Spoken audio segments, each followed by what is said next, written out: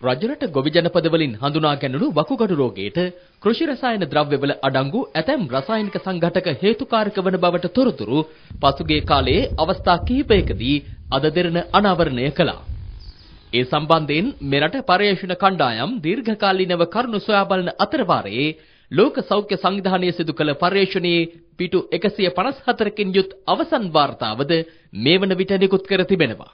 මේ රෝගීන්ගේ සිරුරු ඇතුලේ පලිබෝධ නාශක තියෙනවා අවශේෂ කොටස් 31%කගේ. මේක බටහිර රටක වුණා නම් උන් ජාතික ප්‍රශ්නයක් හැටියට නම් කරලා වහාම විසඳුම් හොයනවා මේකට. අද උපදින අවුරුද්ද දෙකේ ඉන්න ළමයි හැම කෙනෙක්ගේම ඇඟ ඇතුලේ මේවා තැම්පත් වෙමින් පවතිනවා. අපි මේක බලන් හිටියා.